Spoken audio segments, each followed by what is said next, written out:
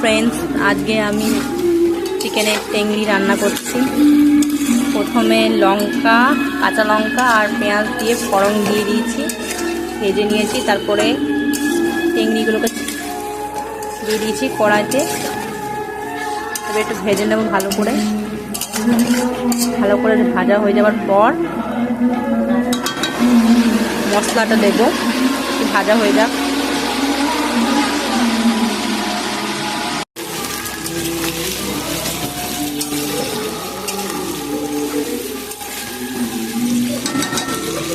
এবারে মশলাটা দিয়ে দেবো।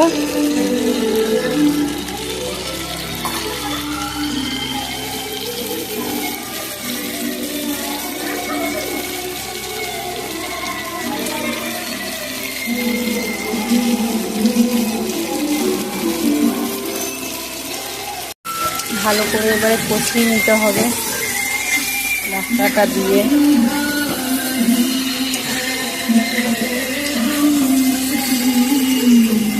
ভালো করে ম্যাগনেট হয়ে যায় চিংড়িগুলোর সাথে মশলাটা, তবেই ভালো লাগবে।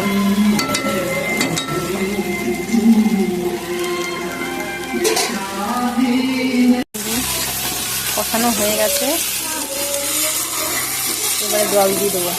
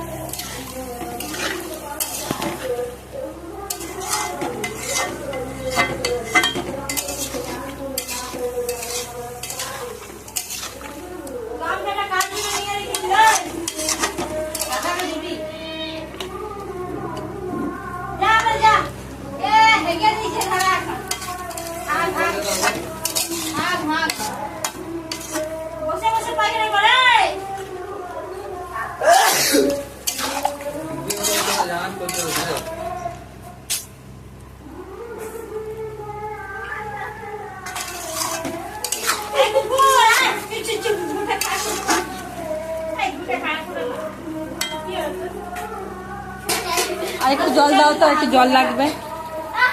আর একটু জল দাও, জল লাগবে।